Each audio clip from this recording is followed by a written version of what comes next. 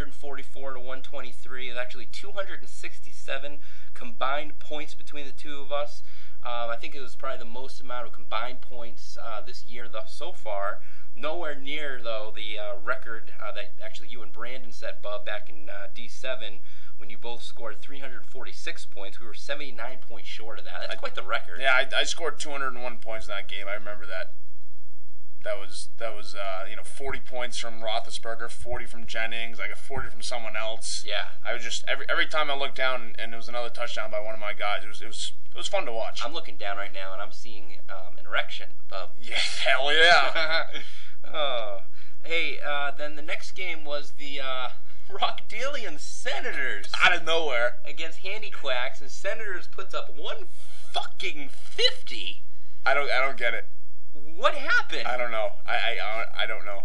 Well, he obviously had a great week, so much so that I dig deep a little bit into the archives, and actually he scored the most amount of points in franchise history. Wow. He's been a member since Dynasty II, so it's quite a long time he's been in the league, and he put up 149 points back in Week 10 of D5, but obviously 150 is pretty impressive. Yeah, I don't know. All of his guys decided to come to play today or this weekend apparently, and it kind of sucks for him. You almost wish they could space that out a little bit more, but right. I guess he'll take the 150 and go with it. Right.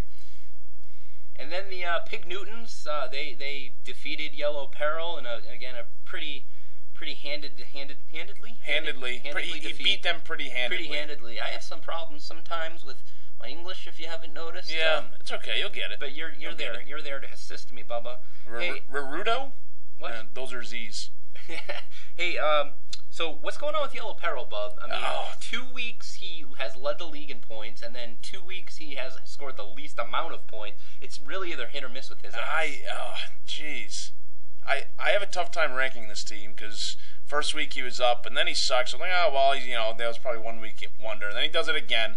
So okay, now he does this. It's just up and down, up and down, just fucking, up and down. Just fucking pick one, you idiot. Goddamn yo-yo.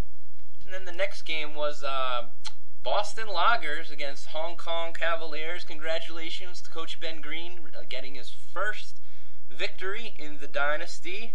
Hong Kong, it ended up being a close game with the Bears defense there on Monday night, but Bub, how do you explain Coach Whiffen not starting Cam Newton? Because he's a fucking idiot and he goes 5-10 every year. There you go. That's the only explanation. I don't care if he's playing. Who is he playing? Atlanta this weekend? Yes. Played Atlanta this weekend. I don't care. And who did the Raiders play? I don't even know who the Raiders play. Raiders played the Broncos. No, really? They don't have that bad of a deal. I don't get it. That's a dumb move. You invested a lot in Cam Newton. It is a stupid move to bench him in any game. I don't care if they're playing Houston. You play him. Period. Yeah, during the week he did mention to me that he was kind of tossing the two. Not sure who he was going to play. I agreed with him, and I really did at the time. But at the end of the day, I assumed he was still going to roll with his keeper, Cam Newton, and man, it cost him. Not his keeper, his second. Sorry, his second round pick. That's right, which we nailed, by the way, in our mock. We did, but yeah, I just don't get it. I mean, Whiffen, I'm sorry, but that was just dumb, plain dumb. Well, the next game was your game, Bub, and another really, really tough one for you. VIP on Swole beat you 116 to 115. You lost by 1 point. You put up a good amount of points, but just not enough. I'll tell you what. And now that I think about this, whoever the guy in the Saints was that held on the field goal towards the end of the game, yes, he caused a penalty. 10 yards for holding. They got 5 yards of that back, I think, for encroachment or whatever. Yep. And then Hartley missed a 48-yard field goal. Yeah. He hit the original one, but the guy held for no reason. That man cost me the game. He's dead. He's dead. Fantasy football right there. That most of us believe in fantasy gods, and I mean they really screwed you there. I thought I had it in the bag. Well, the thing you did have in the bag, Bob, is if any consolation to you, you did win the odds maker poll this week. Great! Yeah. Yay! The your points plus the Pats' receiving yards from running backs and tight ends was 276, and then versus the receiving yards of the Patriots wide receivers, which was 179. So congratulations. Nice. All right. At least I'm up there. I'm still going. I'm pumping. I'm trucking. You're a pumper. You're a trucker. Then in the NFL, let's talk a little bit of what's going on around the league. So what the fuck is going on with wide receiver Brian Hartline? He's leading the NFL in receiving yards with 455. Is he on a fantasy team? What the hell? I checked. He might be on my brother's team. He might be on the Handiquacks. Okay, yeah, I think he is. He's riding his pine. Yeah, he has him in a couple of his leagues, and his dream leagues, and they're not real leagues, obviously. Right, the dreams.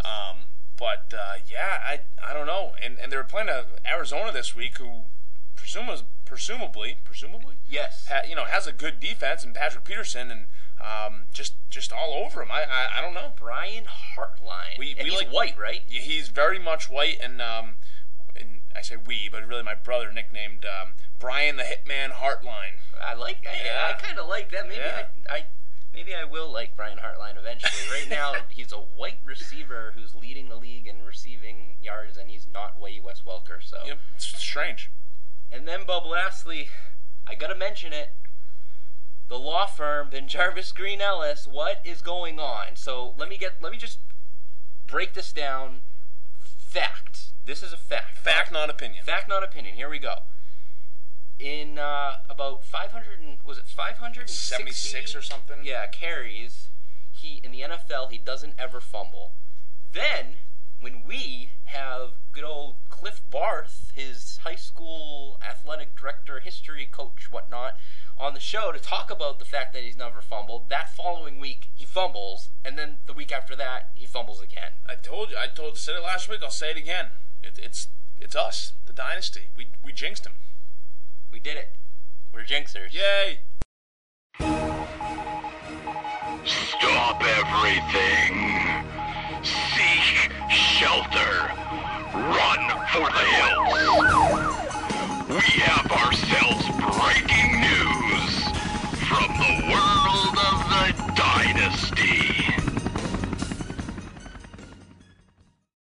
Bub, we have ourselves a trade. We had the first trade occur last week. We already went over that earlier in the show.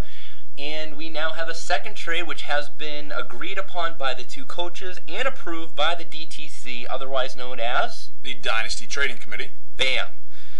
Okay, here we go. Soul Glow, Coach Brian Tavalieri, recently updated his trade block a few times so far during the young season, as did you, Bub. Yes. He is going to be receiving Rashard Mendenhall from the Pittsburgh Steelers.